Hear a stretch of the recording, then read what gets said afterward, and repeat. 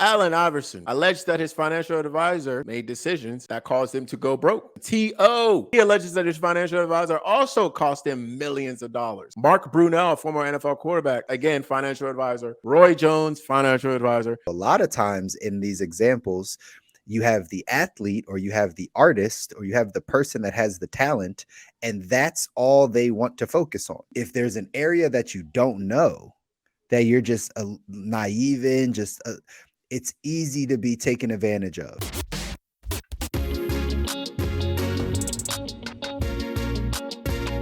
Welcome to the Good Life. Welcome back to another episode of the Good Life Visual Audio Podcast. I'm one of your hosts, C. Muzan. I got Coach in the building. Say what's up, Coach. I'll pay respect to my guy Dougal. Yeah. If you don't know who Dougal is, you know what? Go ahead, click that link in my bio on Instagram if you don't know who he is. You find out who he is.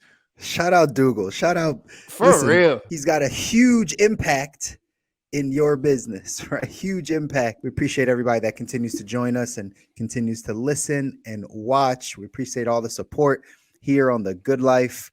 Again, for those of you that have not yet jumped into the community, feel free to jump into the Facebook community. Again, over there on the Facebook group, that's where we are having having a lot of deeper discussions, talking a little bit more about some of the things that we have upcoming this Friday. Again, depending on when you're watching this, if you're watching this thing live, then this Friday we're actually holding another workshop. It's our third workshop of the year, I believe, where we're going to, again, continue to give you guys the blueprint around health and wealth and building out your ideal life in those two areas. So tap in with us again over in the Facebook group. That's going to be this Friday. And again, if you're watching this on the replay, still join the group anyway, and you could probably catch the replay over there as well. But again, feel free to share this with anybody that you know that wants to continue to improve in their health and their wealth, because we're here to be able to share that stuff with you. So, got any Detroit news? Detroit, Michigan. No news in Detroit. However, what you guys should know is that Detroit, we are loading. Got 2 connections in Detroit, thanks to Instagram. And, we're very excited. We're going to actually make our way there. Looking forward to some seafood pizza. I forget the joint that it's at, but Deep Sea Seafood Pizza, Detroit. We're coming there. In fact, my whole team might be there. So just get ready. Shout out Detroit forever. Shout out to D.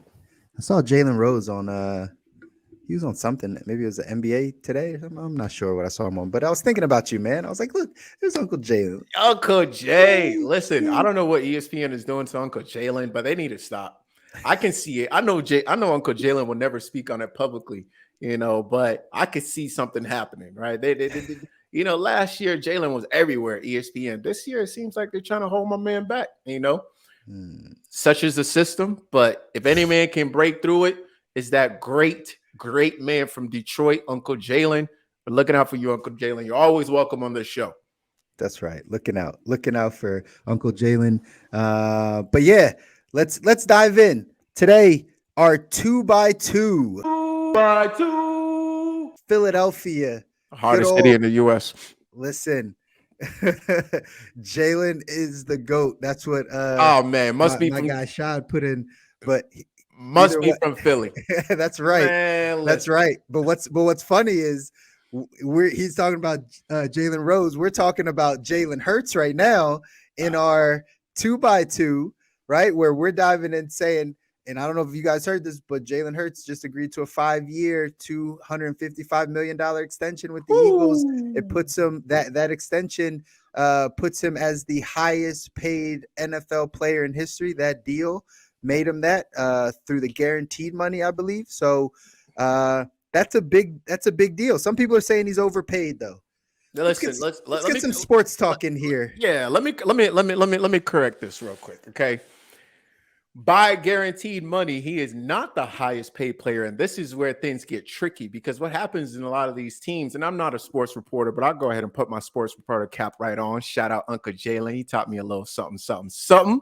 Kyler from Arizona actually has a higher guarantee than you. Aaron Rodgers actually has a higher guarantee. The total amount with incentives, 255 million, makes him the highest. However, when you count the fact that his deal actually doesn't start for another year, which kind of makes it more of a 6-year deal, right? And then you average out the guarantee, he's sitting somewhere around like I want to say eighth, maybe eighth, 18th. It's like in between, somewhere in there. They're all like pretty tight.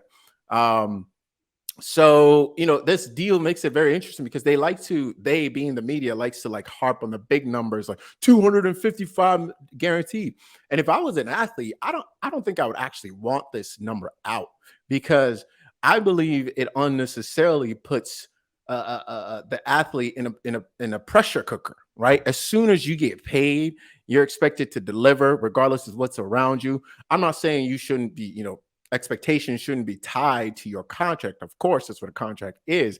However, putting out 250 rather than 179 guaranteed, and how it's broken out and actually structured is misleading to the public. And the public, is looking at this like, hey, you get to football player, you literally get to play a child sport for $255 million. Get out of here. You never get to be human or complain about workplace or any of that nature, right? So I thought I think it's really interesting, is we never ever really dive into the money of the quote unquote owners, right? We never do that, and this is a drop in the bucket, right? My uncle, not Uncle Jalen, but it might as well have been Uncle Jalen, told me that, listen, if somebody got enough money, if somebody can pay you millions, you best believe they're making billions off of you. That's right. So, and that's just the way it works, right? The giant pyramid. Now, whether you think it's a scheme or not, I don't know, but it is a pyramid. Yes. So I don't think he's overpaid. My guy shot in the comments in Instagram said his contract allowed for the team to keep building talent around him, which, right, is a good move for, listen, it's what's happening. Are they though? Well, listen, we'll see, but they'll be able to have some room to be able to build. But he also put something else in the chat, which is actually the point I was going to make anyway, is because, being in the money space, thinking about what it means to actually get one of these deals as an athlete. Like, I know we like to talk about, the top paid athletes and those types of things. And we're going to touch on some of this stuff as we dive deeper into our show today. But like the fact that some people might know this, maybe not, Jalen Hurts has an all-woman management team. Yes, sir. And they basically put him in a position to be able to receive this type of contract. These athletes are not normally negotiating their own contracts. They have a team of people that do that for them specifically, right? If it's their manager or their agent, right? Or their mother. Right? Or their mom, like whoever is their agent representing them, right? But the fact that he did what he needed to do on the field, and then he surrounded himself with a team of people that put him in the best light to make the most amount of money, shouldn't be something to just sneeze at, right? No.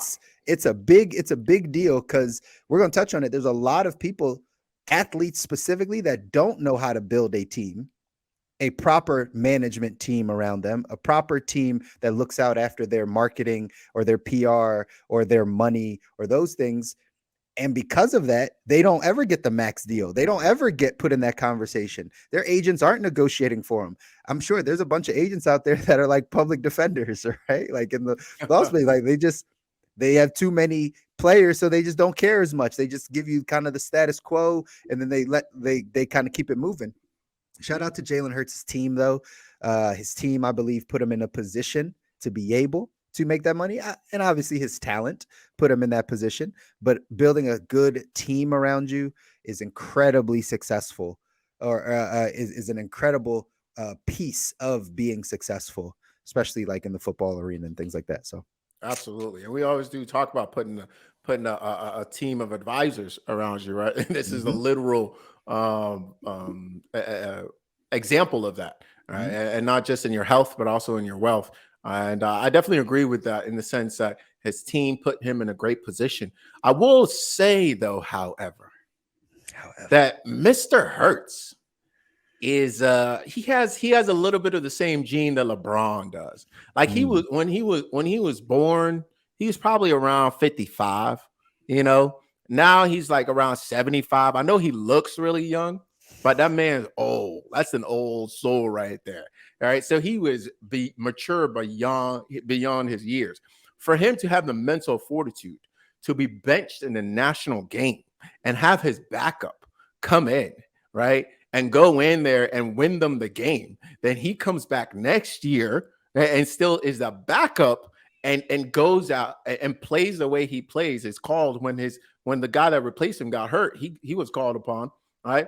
And then to go to another team and play the way he played, and then come to the NFL, be told, hey, you can't do this. You're not in that. You should switch to running back. You're not really a quarterback, right? Getting hurt, right? Coming back. And then to not just, this is literally, he might have the greatest improvement. And I know it's not a sports show, you know, I do love, you know, so I love talk a little sports. He might have the greatest improvement in terms of the ability to throw the ball from the time he entered into the league till now that I have ever seen. And it's wild, right? And it speaks to his level of maturity, his level of focus, his level of like growth. I mean, it's almost, I think his intangibles are almost better or greater than his tangible talent, right? And I think that plays into him choosing the people to be around him, because I'm sure, in fact, you know, again, I'm not breaking news here, but I'm pretty sure his mother had something to say about who was around him, his management team, etc.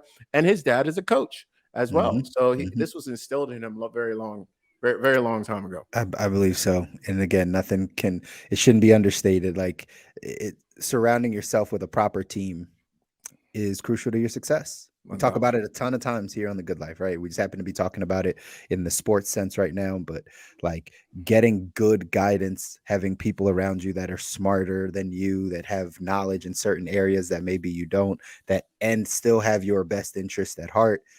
You got to surround yourself with that group of people. Looks like Jalen was able to do that. So shout out to Mr. Hertz. Yes, sir. Deserves every penny. Yes, he does. Philly pride, not overpaid. He's working. He's working. I don't know about that Philly part. Listen. Let's not. My mic. Something wrong with my mic. Oh yeah, it could be. Something wrong with my mic. Could be. Let's dive into the show today.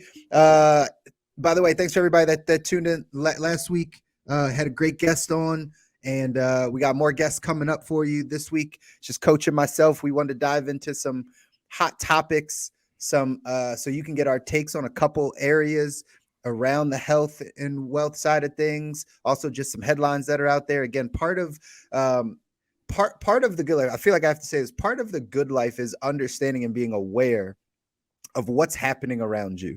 I don't know if you saw this clip, but it was of Erykah Badu talking about like what woke stands for, because like she kind of created that woke word culturally for us.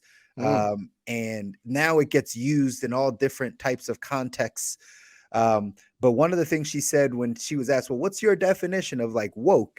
She was like, it's just going through life with your eyes wide open, like not being fooled, not being a part of the system, not like just being a sheep and just following along, like being awake while you're moving through life, questioning the things that don't make sense, asking the proper questions, right? Getting around the right people. Like that is her definition in like the terms of like being woke, be awake, be aware.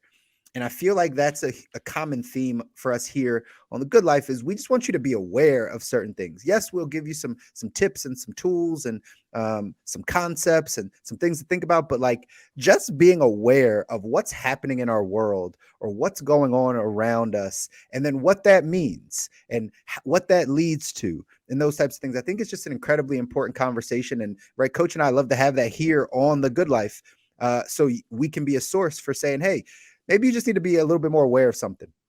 Maybe something just needs to pop up a little bit more. You pay a little bit more attention to it, so then you can actually make a change or do something different or experience something different. We just happen to attack it in our health and our finances, right? Those two areas. But we talk about this from lots of different areas. So on today's show, the reason why we wanted to talk a little bit more about some headlines and some things that we're seeing is just so that you can be aware of what's happening and what's going on, and like then what our take is on it, like what's the underlying meaning to some of these things. But I felt like I need to say that because I want people to understand like why we do this and like what the outcome is for us talking about, you know, the good life. We started the show kind of in the early days, this episode 115, right? We started talking about designing the life you want, right? Designing your ideal life. And I think that still holds true to this day as we talk about some of these headlines. What's your thoughts on that, man? Let's do that. Let's do that. I'm right there with you.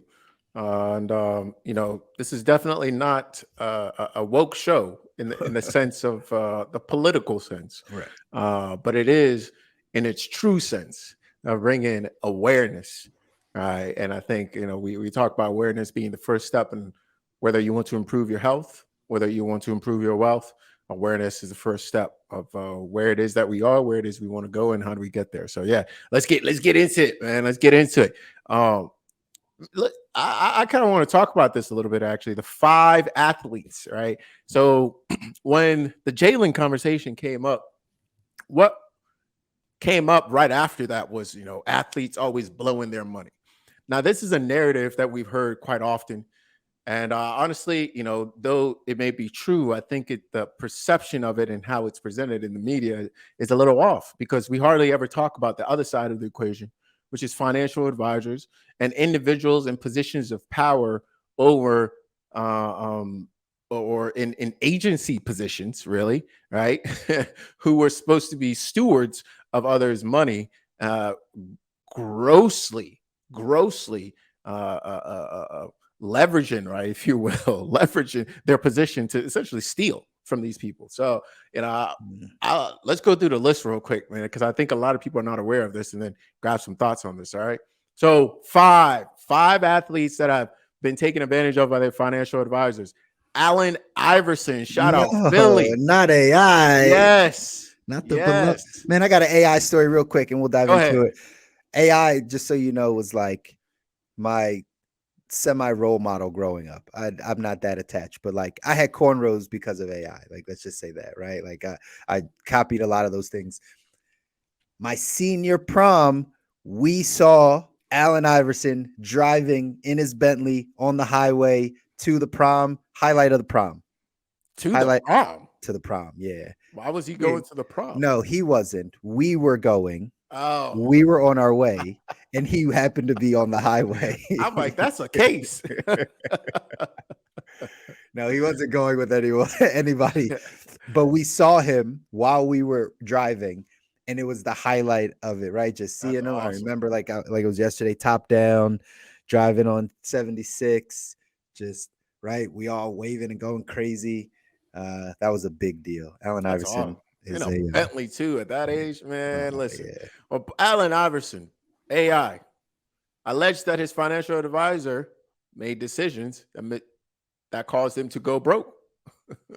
Interesting. T.O., right? First of all, that man at 50, that man takes care of himself, right? Shout out T.O. I heard he's trying to play again. Come on, T.O. T.O. I love you, brother. I love you, T.O. You are in phenomenal shape, but you are 50 years old and you're not a quarterback. Okay. That is insane. He might be able to take a hit. He just won't do any like slants nothing across the middle anymore. We know, ladies and gentlemen, just because you can doesn't mean you should. Okay. It's very true. One of these hits in the NFL will sit him down in multiple ways. Let's not do that. But he alleges that his financial advisor also cost him millions of dollars. Right? Bernie Kosar. And I actually have to think to remember what team he was on. I think it was the Browns. I forget. I have no idea who that is. but filed for bankruptcy in 2009, alleging that his financial advisors swindled him out of millions. Right? Mark Brunell, former NFL quarterback, it said failed real estate. Again, financial advisor. Roy Jones, financial advisor. Tim Duncan actually won his case, and he's the only one, at least, that we see in our research. You can do your own and let us know. That actually took his financial advisor to court, won the case, and had the financial advisor serve time. Right? Usually that doesn't happen. Usually there does not happen at all. So, what are your thoughts on this, man? It's like someone who's in the industry, and yeah. Yeah. Listen, I got a few takes on it. One, because I'm not a traditional financial advisor, like I have my own thoughts on financial advising, basically managing somebody's money, wealth management. Um, the number one thing that I will say though is this happens to more people than not, because thesis of what I talk a ton about, just because you make money doesn't mean you understand money. Just because you have a high paying job or a career doesn't mean that you're financially literate, doesn't mean that you have an idea of how money is supposed to work. So a lot of times in these examples, you have the athlete or you have the artist or you have the person that has the talent, and that's all they want to focus on. We talked about building a good team around you, right? It's just once you, if there's an area that you don't know, that you're just naive in, it's easy to be taken advantage of. Right now, we're talking about financial advisors. You know where I see this happen in small business? Let's bring it to small business world. I see this happen when people outsource their marketing, specifically like social media marketing. I see this happen all the time where someone is a business or is running a business. They're like, I don't have time for this social media thing, but really because they just never want to be on it and don't want to do it and don't know a ton of the nuances. So they hire a company to come in and do 4 posts a week and write this thing and like these standard things, but they never know how to determine whether or not like they're doing the right job, like if it's actually a good thing, because they aren't aware of like what's happening in the social media landscape. So this marketing company can come in, tell them anything, they're going to pay them $1,000 a month or whatever it's going to be, and they don't even know how to like qualify it as much.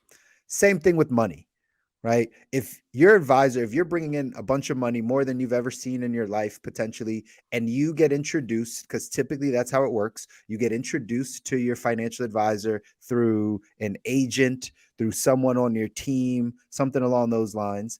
They get you connected with this advisor, and you kind of just say, okay, it came from a trusted place. I'm just going to kind of give this over to them. And yes, they might send some reports or you might have a meeting with them, but you're not totally locked in on the money side of things. So this is where it's easier for somebody to get taken advantage of, because you might not even know what to look for or what type of things. They can just slide something across the desk, try to explain it to you, and you're like, yeah, okay. But then all of a sudden down the line, like that money was being funneled to one of their friends' businesses or right, some other random investment that put more money in their pocket or some kickbacks or something. Some plastic surgery. Who knows, right? There's a I bunch watch of American ways. Greed. I bet you do. There's a bunch of ways that people can get over on high paid performers, athletes, those that, if because they're just unaware, Right. and they might not have the time. I mean, the financial the advising industry isn't the, I don't know, what's the word to put it? Isn't the most like truthful, forthcoming, right? There's a lot of like hidden fees and things that they don't tell you about, like certain. And again, all financial advisors are supposed to be a fiduciary, meaning they work in your best interest. But at the end of the day, it doesn't mean that they won't have to explain like every single detail that's draining your accounts or how they get paid off the accounts or some of those types of things. So it's easier for this to happen than people think, but it happens a bunch, especially when people come into a bunch of money. Yeah. I think you hit it. You hit it on the head, man. You hit it on the head. And the piece to connect it back, because I would assume most of our listeners are not signing $255 million contract. Right. If you are, please do let us know in the comment, and congratulations. But to relate it back to business, starting a business, right? This is something that I've personally dealt with, is letting go of a piece of the business, whereas you really need to be in it in the beginning, right? Maybe you can scale, but even when you scale, and even when you scale properly, right, I just see that you lose a little bit of like the heart, right? Whatever the heart of what it is that you're doing, right? And I truly believe, I was reading this somewhere, I forget what it is, that there's a cap before. You've ever seen like cells duplicate? Mhm. right? I feel like you get to a certain size, and then there's a cap where it must split. That's cell Mm. meiosis, right? It must split because it's too big. Mhm. And I think that's kind of what the thing with companies, and it's just too big. Like you become, there's a cap, all right? And this is, I believe, the Japanese are utilize this in building businesses, although Honda might be, might blow that out of the water, right? But I believe the number is like 150 people in a group, right? Whether it's in the army, whether it's in a business company or whatever, before you start to really lose the culture of the Mhm. community, etc. And I think that's kind of like a little bit of what it is as well. You know who taught me this actually was Wiz Khalifa. Right. Mm. Yeah. Wiz Khalifa. I was listening to him talk about this, and he was saying, hey, listen, we as artists, right, will never be fully taken over. Why? Because what we have, companies can't produce. We bring the creativity, we bring the ingenuity, we bring the spark that starts, right, the big conglomerate, and then the company comes in, the label comes in, and they sign, and then they duplicate and they put systems in place to get it out, right? But the art, they can never come up with the spark. They can never come up with the art piece. They can sell it, right? They can put a team around you. They can do a whole bunch of different things and have you make more money. But the heart of the music, right? The heart of the music as an artist, they can never create that spark because companies don't have that. I thought that Mm. was really interesting. That is interesting. How long ago did he say that? Was that recent? Was that a recent interview? This is Cushion OJ. Oh, okay, yeah. No, that That was was a a little back then. an That was a little interview bit I ago. heard. I would say when I was in college. Gotcha. Yeah. I mean, I would agree with that until now, and this is not something that we're gonna go into today, but like this AI stuff. Well, maybe it is Hey, something what's up? That's my we're brother. gonna go into. Hey, what's going on? Uh, the AI stuff might change that whole thing. You Did think you so? see? Did you see this Drake and the Weekend song that AI generated that got like Oh. more streams than like anything like first week? So there's I don't know, this wasn't one of the headlines, but let's talk about it anyway for a little bit at least. There was an AI program that created a song, and what's happening in these AI, like with these AI, bots or programs, is that they are taking people's voices and just recreating the voice. So, uh, Hembo put this in our chat. You saw the one with Kanye, right? Where they made Kanye basically rap a country song that was made up, and that wasn't him. That was just his voice, like from AI, piecing it all together. Mm. So AI did that with a Drake song, a Drake and Weekend voice, and they made an entire song that sounds just like them, not from them, and put it out on streaming platforms. And it's gotten like the most streams in the past week for like, Mm. and it's a fake song. It's not even a real song. Like it just sounds like Drake and sounds like The Weekend. But Wow. like that is what shapes this Wiz Khalifa thing, because it's like, yeah, the artist does have the spark or had the spark. But if we can teach a computer how to write a good song that people like, that's catchy, that has a good hook, that has a good beat, all that type of stuff, lyrics, the whole nine. And you've heard of industry plants, Mhm. people that they literally put in the industry, they manufacture them, they give them their style, they give them their sound, they give them their audience, and put the machine behind them. Then Mm. technically they could do it all, Mm. Interesting. right? Like, This is like the Netflix show or movie. I forget the name, but you can look it up. Always do your research, kids. And it was like at the end of it, I think it was like an artist who had been kidnapped or something, and they couldn't get to the concert. So what they did is they just did a AI projection of her, like a giant, right? So so mm, more people could see actually. So everybody could actually see this giant like thing that looked, hologram type it of thing, looked right? like a hologram, but in the movie it was like real almost, right? Yeah. Um, and she was like, doing everything that the artist would do, and the real artist was like sitting in some jail or some prison or whatever. And I was like, oh. Yeah. Okay. Usually movies like that tell us a little something, something. Hmm. Right? So yeah, I think you have a good point. I'll push back a little bit this way. I think the true you because you always that's like spark has to be programmed. And I know AI is different, AI instead of 2D AI is like 3D or 4D, whatever it is, right? But until I see it, and this is because all it's doing is it's remixing patterns, right? And then coming up with a pattern that is still similar. But what I'm talking about is something that's like totally new, right? And I haven't seen anything like that, but I also haven't been looking, so don't take it for grain of salt. But I would love to see what that looks like, because if that's the case, then oh Lord, yeah, yeah, Listen, I learning think code. listen, this is AI is a real thing. Think this is one of the topics that we're going to talk about today.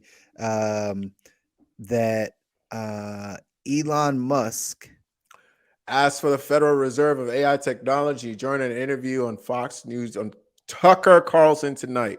All right, yeah, and this he basically this comes after Eli signed a letter for a pause on advanced AI research because he believes it can harm society, and he wants to start a new AI initiative called Truth GPT. Right then, I'm gonna hit pause. We don't need to know no more, right? Because I know due to double speak that if you're calling something truth GPT, for sure, there's the other side of that coin that's like, who's determining the truth? mhm. Hello. That, that's it. That's what what he's trying to say also is that like the chat GPT that's out is too politically correct. Right? What up, Mm. Dougal? Hey, we gave you a shout out at the beginning of this Yes, episode, Bravo. sir. We were talking about you. Dougal the goat. uh, but yeah, so And Dougal, that's your new handle. Change that right now. Dougal the change goat change it right there with an emoji. with the goat emoji. That's right.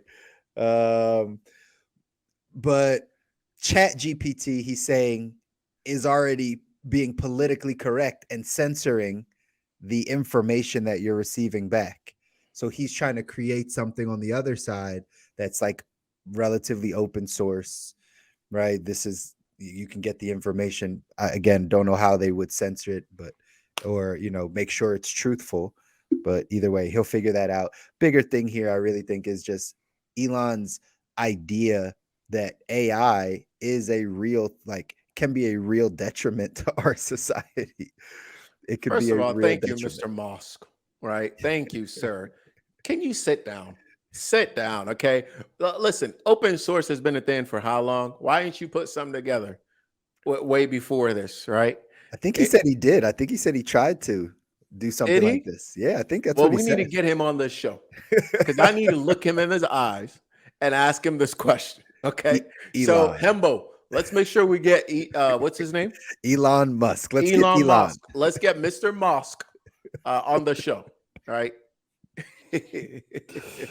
Elon, if you're hearing this, we need you on the show. Maybe I'll hit you up on Twitter and we'll try to Mr. figure it Musk, out. with all due respect, I would love to interview you in person and ask you some very difficult questions, please. Listen, we got to talk about it. Dougal's on the fence with AI, but I Hey, don't Google know. works in tech. He knows. Yeah, he would know, right? And a lot of people that do already work in tech already understand that, like, hey, there's some things that could really not go well with AI. There's some things that obviously will make your life very simple. That's what it's meant to do. There's good and bad about everything. Yeah. It's supposed to make your life better, more Yeah. efficient, all those types of things, but people can use it for some real damage. Absolutely. Absolutely. Real damage. Yeah. And you know what, guys? We'll see where this takes us. Godspeed. Godspeed. We'll see. We'll see. I don't even know why this is on here. But former NFL defensive end Chris Smith dies at 31. Who is Chris Smith and why do we care? First off, that's messed up that somebody passed away. And you're like, who is this guy? People die every day. Who's this guy that we're talking about? I don't know. Like, I what's don't what's the reference, right? Former defensive end dies at 31. First, that's pretty young. Death is unknown. Okay, are we talking? Is this CTE? What is this? Right? Smith Yeah. played in the XFL. Wow, we certainly don't care about SFL. All right, 72 NFL games. I am now okay. Hembo, you gotta let us know.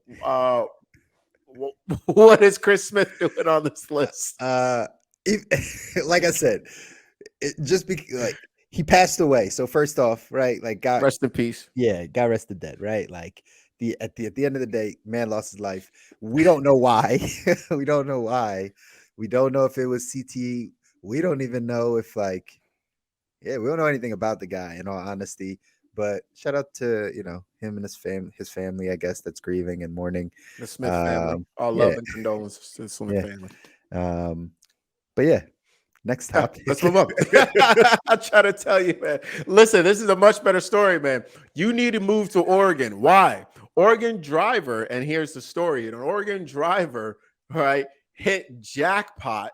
Oregon drivers hit jackpot when a man drained his family account and tossed $200,000 out the car window on the highway. I have a lot of questions. Me too. I have a lot of follow-up questions. Me too. First and foremost, why, if he wanted to throw money, why didn't he just go to the strip club? You have to be really mad at your family to empty their bank account and throw away all the money. I'm gonna hurt you and me. Why? I'm telling you, he had I have a lot of questions, but I can only imagine there has to be some tremendous hurt, betrayal, something in his family that he would be like, I don't care about this money and I hope you all suffer. I'm going to just throw this away. This is like the equivalent of like burning money. It's like, I'm just going to burn this whole thing and then you guys figure it out. Like, you got to be really upset at your people to not to yeah. Horrible, that's just horrible. And apparently he faces no charges because his name was on the account. Yeah, it's his money. And his family, right? State to people, anybody that found cash, right, to please return it to Oregon State Police. Best of luck with that. Good luck. You might as well raise the GoFundMe right now. Yeah, right. Like right there's now. not. Nobody's giving that money back. Yeah. They said as soon as they heard about it, people started driving out on that road and started like trying to find the money, like as if it was a scavenger hunt type of thing, Easter egg hunt. But yeah, lots of questions. Feel like there's got to be something internal there with the family from a money standpoint. There's some people out there that'll be like, that's why you should have separate bank accounts. And that's why you should have something on the side so your spouse can't touch it in case these situations happen. Listen, there's real people. There's people out there that believe this. There's a lot of women actually have this ideology. A lot of women actually were taught by mothers, grandmothers, aunts, people that are women in their family that once they get married, they're always like, hey, you need to have a little stash on the side, right? Have something for yourself. I know the husband's got, right? You're good, but always keep a little something over here just in case. Like that's a real thought that women pass down to other women that get in marriages because they don't know what's going to happen. Like this guy who's obviously incredibly upset just decides to drain their entire bank account and throw the money away. Like we don't know that family situation. I don't know if the wife works or has a job or if she was just stay at home. If I put this together in my head without getting all the answers to the question, I would say that's probably the situation. It was something along the lines of like, he was the breadwinner doing a bunch of work. Something crazy happened. He was like, y'all don't got no money. This is all my money. And I'm going to go throw it off the bridge and y'all are good by yourself. Like I said, probably is just incredibly hurt, man. But like, it's not a reason not have separate bank accounts. Like, you should still have joint bank accounts, guys. Like, don't get scared by this stuff. Yes. I hear what you're saying. And I do believe, and I've been, it's a little, you gotta have you gotta feel something, right? I always, keep a little gold coin on me. Something, what I'm saying? It's attracts, the law of attraction, But this is ridiculous on a lot of levels, right? And I have a lot of follow-up questions. Like, were these ones? Was he throwing once? Like, what was he throwing? You know what I mean? And like, Duffel bag money, brother. Duffel which bag. which bank did he go to? It just had 200 large, just ready to go. Right? And what, Hunters, blues? Did he get blues? Like, what did he get? Right? Did he throw them all at once? Did he drive by? Like, what did he do? Right? What was his strategy? Was it fistfuls, or was he just like going like this, just like throwing them, throwing them, throwing them? I just want to know. I have so many questions. What did he do after? Right? Did he save any to get himself like a meal or something? Did they count all 200,000? I got a lot of questions, bro. Like, and also Portland, Oregon, I believe. I don't know this at all, but I believe it's got the most strip clubs per square foot. So I don't know this. Really? I don't Really? know this. I'm just saying I believe this to be the case. I feel like I've heard it, right? Why didn't he just go bless the institutions? He said, right? Dougal said he could have changed at least 2 lives within that establishment. Oh, 1,000%, right? Could have sent some young folks to college, right? Pay some tuition, pay some mortgages. I'm telling you, this is out of anger. This is out of anger. If we get to the bottom of this thing, it sounds like full anger mode. You don't care anymore. I'm not thinking of the most logical thing to do with this money. Fuck you and fuck them kids. Right? Like crazy. Get out of here. That is crazy. He must have a great job. Must, right? He must. Like, or again, doesn't care. Like, he can. This is real funny. Like, at the end of the day, I feel like men can do this. Maybe sometimes a little bit more than women's, like be self-sufficient and just be like, if I dropped everything, like I'd go figure it out. Like I'd get a new job, I'd get a thing. And actually, I take that back. Women are really good at that side too, right? Like a lot of single moms, a lot of women like actually pull it together and like make it happen when their back is against the wall. But like that, I don't know. I just feel like that could be a mindset for a lot of men. Like, screw this. I'm starting a new life. Like, just start something completely brand new. Right? Yeah, that is definitely a thing. I grew up in the immigrant community, and that was one of the things that would happen quite a bit. Like if things got really bad, homie just disappeared. Next thing you know, he's in Africa remarried. Exactly. I'm telling you, that's a real thing. Like, what happens to Abraham? Oh, he's back in Sudan. He married now. He got 3 kids. 3 kids, man, just left last Sunday. No, for real. There's all those types of stories. People just drop it and be like, I'm just go. Dougal in the chat. Sounds like an in-law moved in. That'll do it. That's it. That can do it. But yeah, lot of questions. Maybe we can find out how to follow up on this story. Get to this man. We need a follow up. We need a follow up. We need to readdress this next week with some follow up. And if we need to fly you out there to do some boots on the ground research, let us know. Listen, let's just find who he is and let's get him on the show. Like at the end of the get him on the show.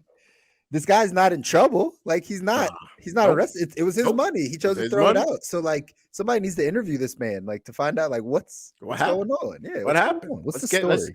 Let's get this man. I mean, I don't know. Do we get him on Oprah? Is it on Maury? Jerry Springer? Where does he need? Where do we get this man to interview him? Right? CNN. I feel like none of those are shows anymore. Just so you know, like none of those. All right, I am over 30, ladies and gentlemen. So it is what it is. It is what it is. Oprah's definitely not on anymore. I don't think Springer's on. It turned to the Steve Wilkos show. Like, he sold it to the bodyguard. Yeah, he sold it to the bodyguard.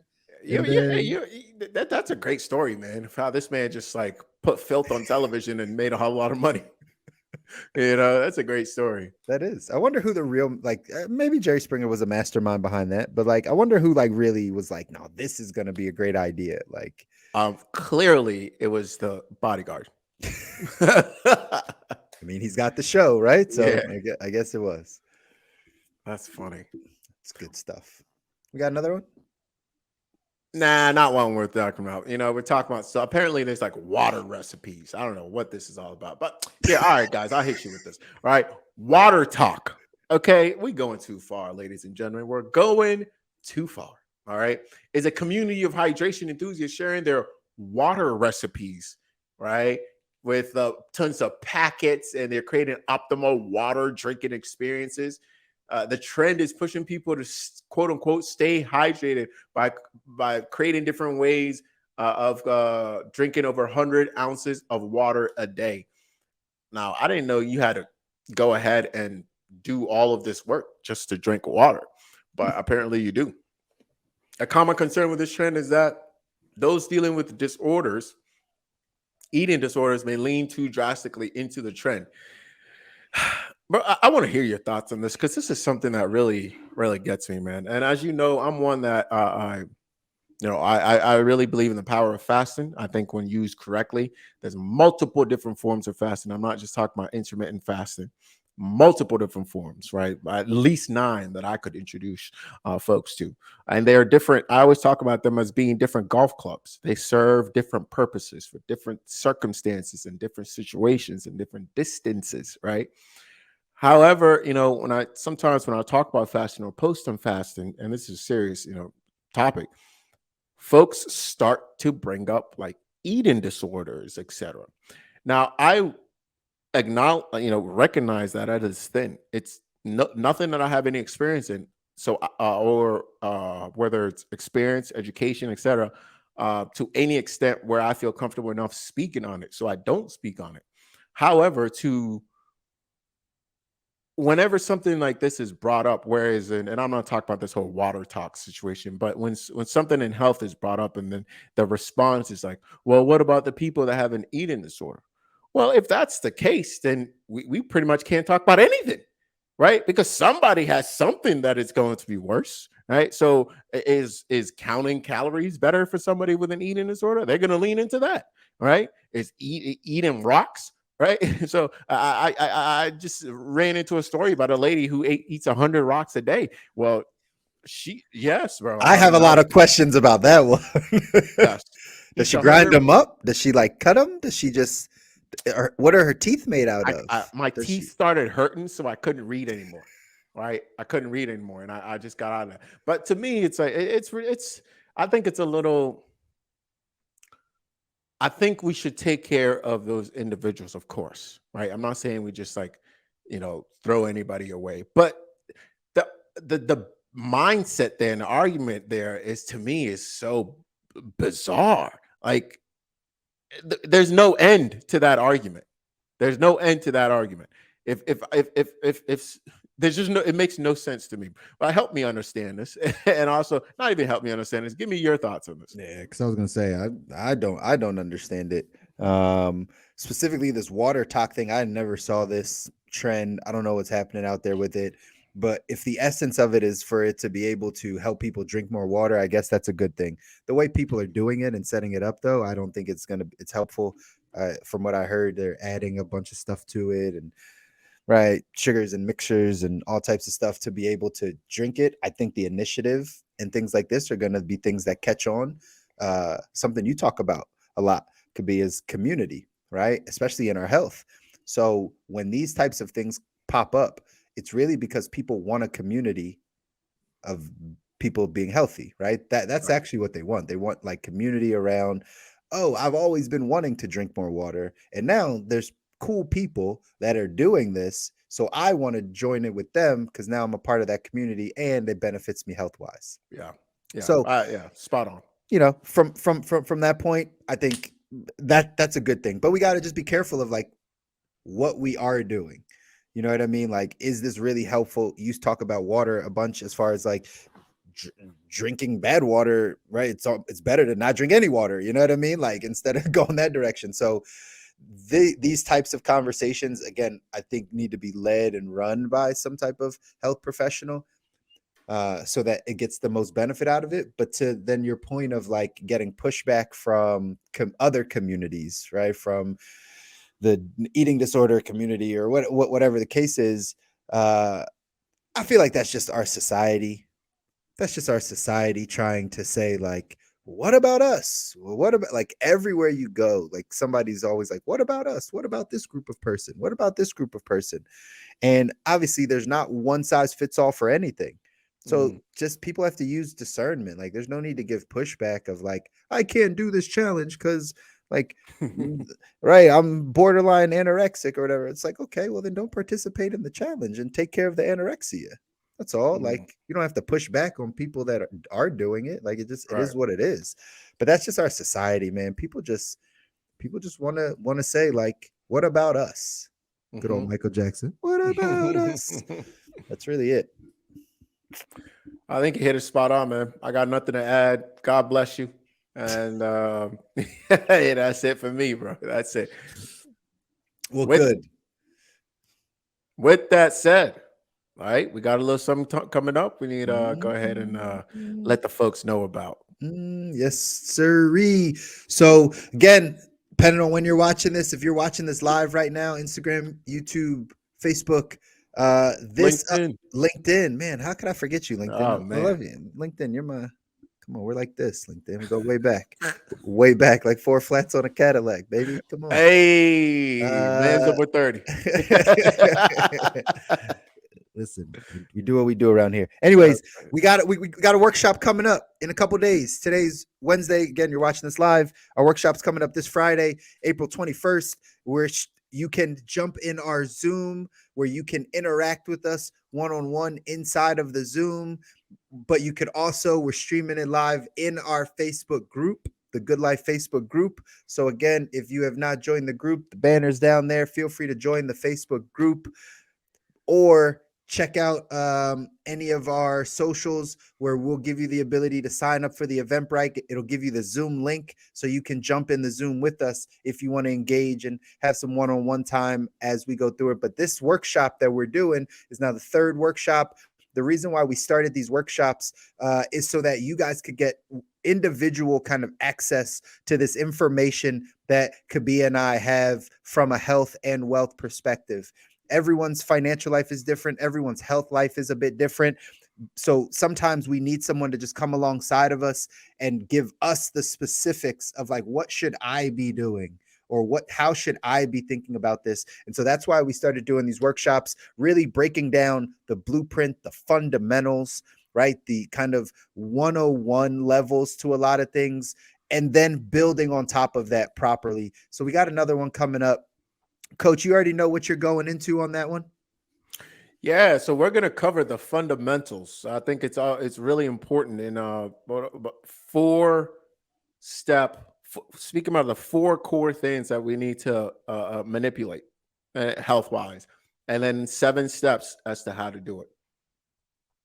It's going to be important. It's going to be important. I hope you guys tune in for that. On the financial side, we're going to be going into some more foundational things around your cash flow, around your investments, and around your debt, right? Those 3 areas typically seem to pop up the most for people. Is like, hey, how do I bring in some more money, keep more of the money I got going, right? Create another stream of income, something along those lines.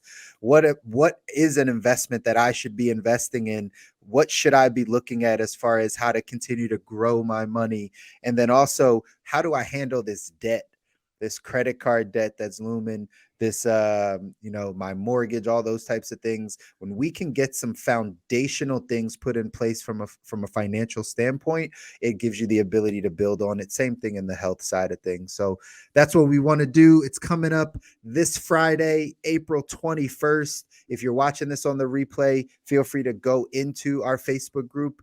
It will live there, so you can feel free to look at that on the replay. But it's this Friday, April 21st, 1 p.m. Pacific, 4 p.m. Eastern.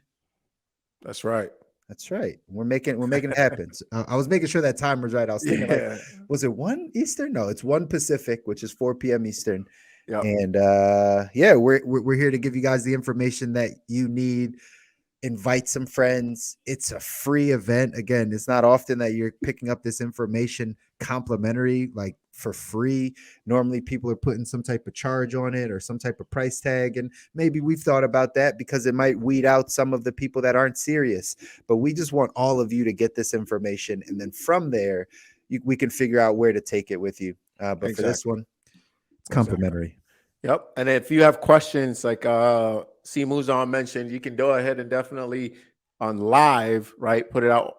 But if you're already in the group, you can also leave it in the group and make sure you say something, a question for workshop or something, and we'll go ahead and address it in the workshop. So yeah, that we'll definitely want some live and pre-live engagement because we want Yes. to answer real questions that will actually have an impact on your situation. Absolutely. That's a big one. I'm glad you mentioned that. We want you to keep engaging with us. Drop a comment. Drop a, hey, this is what I'm dealing with financially. Hey, this is what I'm dealing with in my health. Hey, I heard these couple things. What are your thoughts on it? Those types of things. So that's what we want to be able for give you guys to be able to do and get your questions answered. And then from there, again, we continue to help you build on your health and your wealth. Got you. We'll be back next week with another one. We will get Instagram. We'll get these sound situations figured out, and because we definitely don't want to leave you guys. I would like the live interaction, at least on my end. Chris sees a little bit more on his end as well. But until next week, make sure you tap in and peace. Later, y'all.